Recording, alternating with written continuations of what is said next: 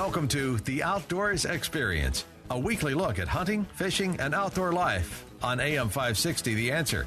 Now, here's your host, Steve Sarley. Good morning. Welcome to The Outdoors Experience. The Outdoors Experience is brought to you by our good friend, Tim Calcagno, Geico Insurance, 630-671-0600. And don't forget to check out Farmer and Lake House's real estate. Go to lakehousejerry.com. You know that each and every Sunday we're right here at AM 560, The Answer.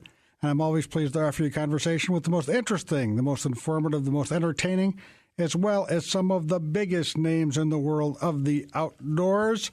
I'd like to thank, as always, the lady behind the glass, Debbie Schreiner, who keeps everything moving so smoothly on the Outdoors Experience. And would like to introduce our first guest. This is a tough time in general for tournament fishing. Even the biggest, the Bassmasters, you know, they have to cajole and massage these anglers into ponying up these big entry fees for these tournaments to get in, and sponsorships are down. And, you know, the amount of tournaments that anglers can enter or try to turn professional or continue to be professional gets to be more and more limited. Who in their right minds would go out and purchase an existing tournament circuit and try to expand it? You got to be crazy, don't you, Joe Barron and Theresa Mead? How you guys doing? Good. Hey, Steve. Hi. Hello. Joe, you guys bought the World Walleye Association. Tell us why. Good question. You know what, Theresa and I just feel strongly. We've been helping out with the World Walleye Association for probably the last 5 or 6 years, and Theresa and I just got together and said, we'd like to take this thing back to what it was and bring this back to a multi-state circuit. There's Steve, as I think you know, and I don't know if the listeners know, but I was the president and CEO of AIM Pro Walleye Series, which that professional level is really certainly struggling, and but this level is there's really a need here, and there's really a market for this type of tournament fishing. This circuit's reaching the grassroots anglers and the weekend anglers, whereas opposed at the pro level, you've got guys paying the big dollar entry fees and need to take a week off of work or so to pre-fish and have travel expenses. This World Walleye Association, the tournaments are on typically the anglers' home bodies of waters, and the tournaments are all on Sundays, where they can pre-fish on Saturdays. And again, we have a low entry fee of $180. Theresa Mead, I like his explanation, other than the fact that having them on Sundays, all you're doing is encouraging people not to go to church, for Pete's sake. I never thought of that, yeah. Well, you know what, I think, if I'm not mistaken, and actually going to Catholic church myself and with the new Pope coming and all that, I believe that back in the day, this is why the churches instituted Saturday evening Mass, was so guys and women could go to fishing tournaments on Sunday. So it's just, it's right there for you.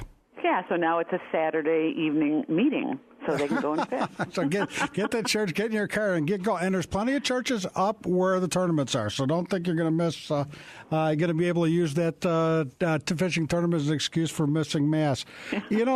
Theresa, you've been involved with the WWA. Can you give me a quick history? When was it established, and how did this thing progress over the years?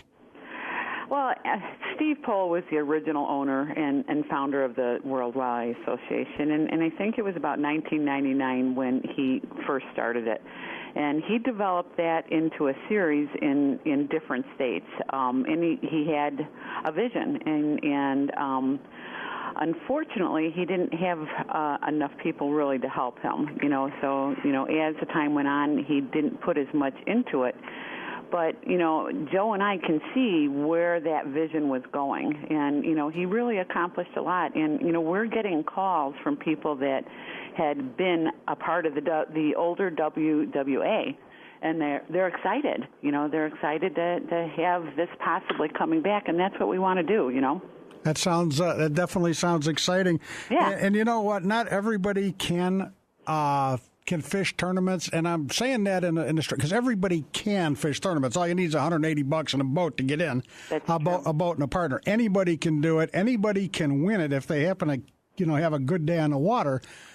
But a lot of people will choose not to do it. But those that do don't have a lot of outlets. There's some small events, you get a Tuesday night tournament on a lake or whatever, or you can move up to the the MWC, which is a partner tournament, but there's one in Spring Grove on the Illinois River. Then you start moving around the country, and a lot of people don't want to take the time off to travel, and then you're involved in pre-fishing. Pre-fishing is tough. Yeah, you're holding these things on. We'll talk about the logistics, the two circuits that you're doing, but you're mostly going to draw people who fish those bodies of water once a week, once every 2 weeks, so they kind of know what the pattern is at the time, and everybody will be okay. It's not like you're traveling to Minnesota to fish on a lake you've never fished before. Absolutely, and what's great about this concept is as we develop more series, we've got the one in Illinois, and now we're opening the one up in Winneconne, Wisconsin. As we develop more, and the people take the time, they fish these tournaments, we're offering them a championship which will give them that feel. I think people fish because they love to fish, but they love the competition, and it actually gives them something to do. So, to have this championship, which would only grow, I think that's what the guys really look forward to.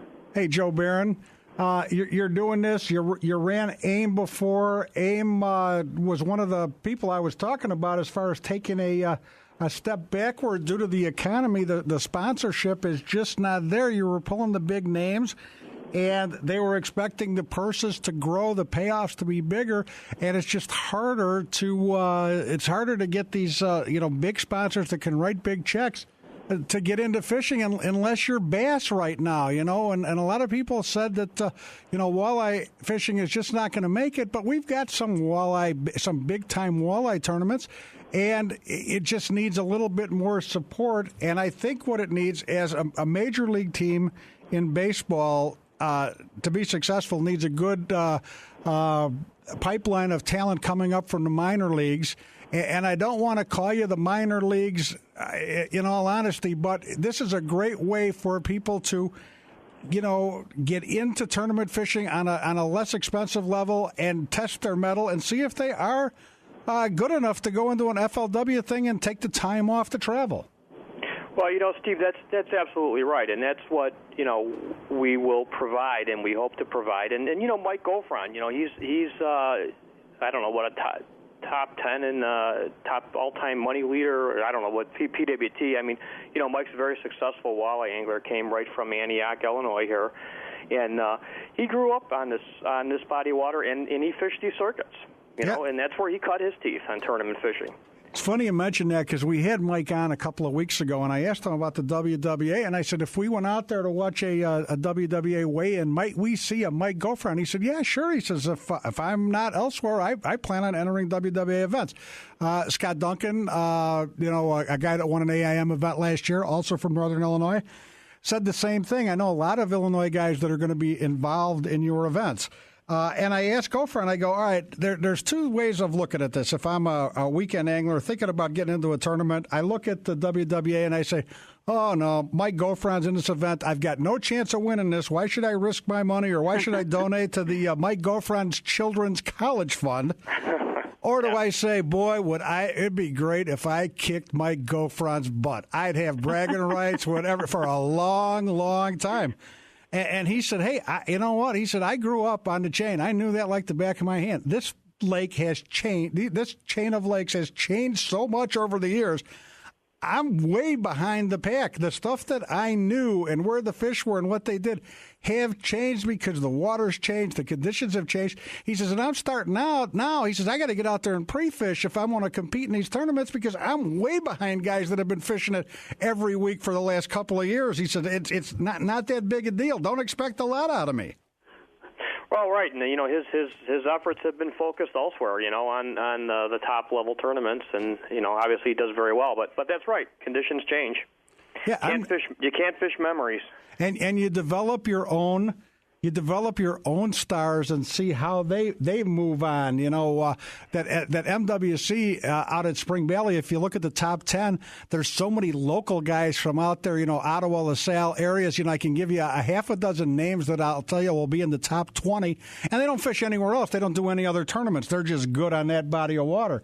I'm looking on your main page, and I'm looking at a picture of Jason Shine. I think I had him on the radio a number of years ago when he won an event, and you know, he kicks butt on the chain. And the guys you got to worry about are guys that are just chain specialists that you've never heard about before, but they're all beatable, and we want people to sign up and fish this thing. Mm-hmm.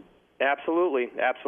Yeah, no doubt about it. Jason Shine and his partner Eddie Mishnowitz are talented anglers, but they're beatable. And you know, it's just a great experience. And Theresa and I just want to invite everybody that's considering to just come out and, you know, again, it's $90 a partner, $180 entry fee, and just join us and taste it. It's you know, it's fun. All the guys are great. There's a lot of good camaraderie.